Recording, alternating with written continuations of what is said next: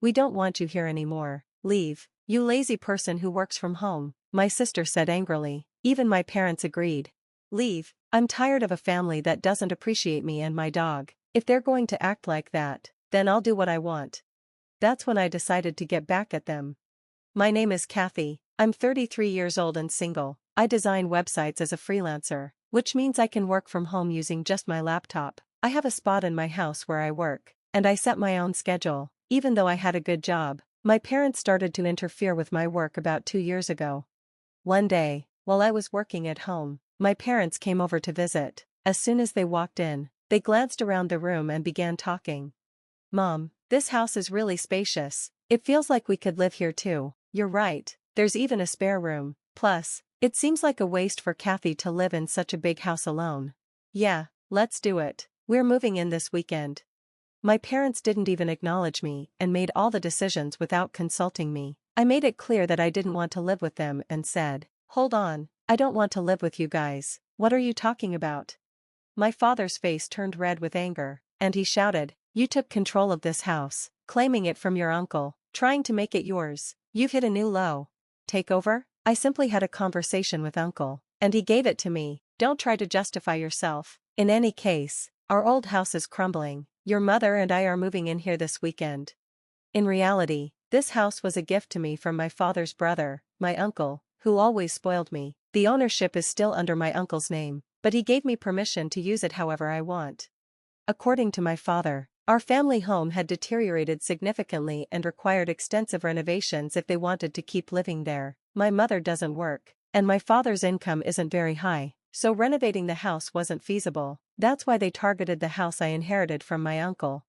I wasn't happy about it, but my parents had made up their minds to sell their own house and said they had nowhere else to go. I couldn't leave them stranded, so I reluctantly agreed to live with them. But as soon as they moved in, my parents started making sarcastic remarks. "Hey, Kathy, you're in your 30s already, right? Don't you think about settling down and getting married? I'm content with my job at the moment. If you keep saying things like that, you'll just push any potential suitors away. Why don't you take a cue from your sister?" Well, my sister's marriage isn't exactly perfect, is it? But for now, I'm okay with how things are. At that point, my mother, who had been listening, chimed in. "Hey, don't speak ill of your sister like that. Unlike you, she's married and has a job at a company. You know, I may not be married, but I'm doing just fine with my work too. You're always glued to your computer. Are you earning money through some sketchy methods?" "Sketchy methods? I earn my living through honest work. There's no need to be concerned." "How dare you talk back to your mother? You're nothing like your sister." That's how it went. My parents kept comparing me to my sister. Yes, she has a job at a company, but she's only a temporary worker in an office position. I don't mean to belittle temp jobs, but I certainly make more money than she does. I understand that my parents' generation may not fully understand the idea of working from home, but it was still painful to constantly feel underestimated. Then, one day, while I was preparing dinner, instead of my usually idle parents, the doorbell rang unexpectedly. To my surprise, it was my sister Sandy, carrying a lot of luggage. "Huh, Sandy, what's happening?" "It's been a while, Kathy. This might seem sudden, but I'll be staying in this house from now on." I was taken aback and blurted out, "Huh? What? A big house? If Uncle was giving it to someone, it should have been me." "Wait, hold on, you're moving in, starting today? I had no idea about this. Did Mom and Dad tell you?" "I got divorced. You know." "Divorced? So I'll be relying on you from now on." Ignoring my surprise, Sandy went upstairs and claimed an empty room for herself. Despite my attempts to resist, my parents sided with Sandy, and I felt powerless to stop it. From that point on, my stress only grew. After her divorce, Sandy had quit her job and spent her days gossiping about me with our mother. "Hey, Mom, do you think this dress is cute?" "Oh, absolutely. Sandy, you look so pretty. It suits you perfectly. Do you agree? It's definitely not something Kathy would wear, right?" "Well, Kathy is more on the simple side. That's probably why she's having trouble finding a job. She just stays home and plays online." "Mom, you can't just say things like that." As I was cooking dinner, they purposely made sure I could hear their conversation. I was itching to respond, but I knew that would just play into their hands. So, no matter what they said, I kept living without reacting. Then one day, a friend of mine had a litter of 4 puppies. and I decided to adopt one of them. I named him Muffin. He's a small black chihuahua with the most adorable round eyes. Whenever he looks at me, he wags his tail so hard it seems like it might fall off. Having a chihuahua has been a dream of mine since I was young. Working from home can get lonely, so I thought Muffin could provide some much-needed company. From now on, your name is Muffin, okay? Woof. I didn't consult with my family when I decided to adopt Muffin. After all, this is my house, and I'm the one who will be taking care of all the expenses for him, so I don't see why they should have any complaints. When I brought Muffin home, as expected, my parents and Sandy started complaining. Hey, we didn't know you were getting a dog. That's right, dogs can be smelly, you know, I can't stand bad smells. Kathy, how could you just bring a dog home without talking to us first? We didn't agree to this. As they kept complaining, I firmly told them, firstly, I didn't just pick him up off the street. A friend gave him to me. Plus, I'm the one who's going to take care of all the expenses for Muffin, so there shouldn't be any problem. What I choose to have in my house is my business. If you have any complaints, you're welcome to leave. At first, they complained loudly, their faces red with anger, but within a few hours, they were completely won over by Muffin's cuteness and began showering him with affection. Aren't you just adorable? Are you mommy's boy or daddy's? Or maybe sis? Look this way, sweetheart. Wait a minute, what happened to their anger from just a moment ago? Was it all just a dream? My entire family became completely enamored with Muffin. From then on, they were always doting on him. Because of this, their animosity toward me decreased, and I could enjoy relatively peaceful days. Then, one day, an incident shattered this calmness. While I was out running an errand, I got a call from my sister, Sandy. Hello? Come back home immediately. In response to my sister's sudden outburst, I asked, what's wrong? She vented her frustration, yelling at me. It's not what happened, Muffin made a mess on my clothes. What? If they smell, I'll just wash them quickly, and they'll be fine. Besides, isn't it your fault for leaving your clothes on the floor? What? It's my fault? It's your lack of training, Muffin, that's to blame. Enough, Muffin is still a puppy, you know? If you take him out for a walk, he won't make a mess at home. You said you were excited to walk Muffin today. Did you actually take him? Well, I was planning to take him later, and it's all because you didn't train him properly. Then you should compensate me for the clothes. As expected, when I arrived home, my sister was furious. Both my parents had been alerted, and they stood beside Sandy, glaring at me. Sandy tossed the dirty clothes at me and started yelling again. I'm going to make you pay for the cleaning, got it? Why should I? It's your fault for not taking him for a walk and leaving your clothes on the floor. Shut up, stop arguing back. This only happened because you brought this stupid dog home. What are you going to do about it? Calling him a stupid dog? You were fond of him before. Isn't it harsh to label him that just because he had a small accident? It's your fault for not training him properly. Take responsibility. Why can't my family think beyond their own convenience? While I was appalled by my selfish sister, my parents interjected. Hey, Kathy, shouldn't you at least apologize to Sandy first? That's correct. All of this chaos is because of that Muffin you brought home. Can both of you just stop already? Puppies are like babies. Can't you forgive them for making mistakes once in a while?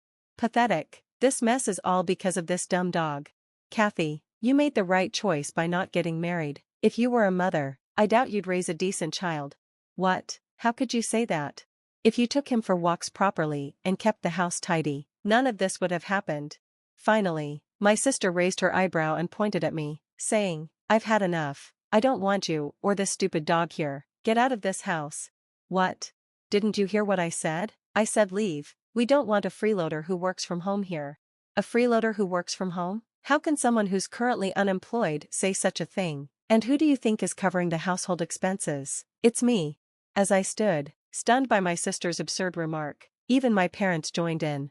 That's right, Kathy, leave this house. Your presence only brings us bad luck. You're a jinx. All three of them kept insisting that I leave. In that moment, my anger boiled over. That's enough, I've had it. If this is how it's going to be, just wait and see. Fueled by a desire for revenge, I packed my belongings and left the house with Muffin. My sister's words only added to the tension. This is all because of you. If you had just done what I said, none of this would have happened. They still didn't grasp the severity of their situation, even though consequences awaited them, but I didn't care. Let them deal with it on their own. Hiding my smirk, I left the house with Muffin. As expected, a few days later, my sister called in a panic. Kathy, please help, something's wrong with the house. What's going on with the house all of a sudden? We were given until the end of this month to leave. So, what's the issue?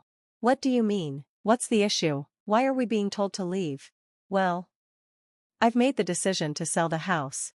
What? At my words, Sandy seemed to freeze, her voice trembled as she barely managed to speak. What does that mean? You decided to sell it? You don't have the authority. Well, actually, I do. You see, that house became mine a month ago. What?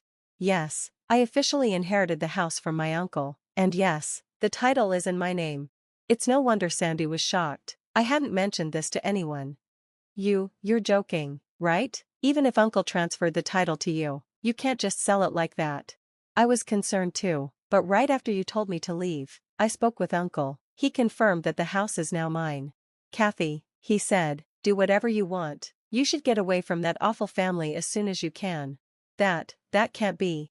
Whether they had been listening to my conversation with Sandy on speakerphone or not, my parents began to protest.